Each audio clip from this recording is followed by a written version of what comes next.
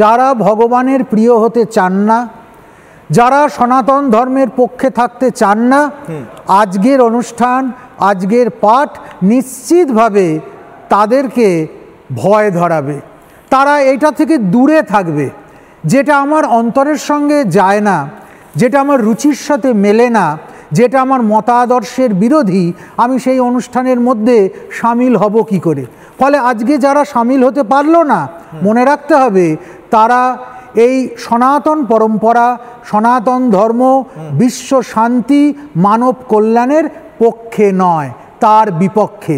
আর বাংলার যদি উত্থান হয়, যুগে যুগে আমরা দেখেছি এই গীতার হাত ধরেই কিন্তু একটা সময় ভারতবর্ষের স্বাধীনতা এসেছে, একটা সময় বহু আন্দোলন, বহু উত্থান পতন সম্পন্ন হয়েছে, এবং আমরা এটাও দেখেছি যে ধর্মের প্রতিষ্ঠা হয়েছে।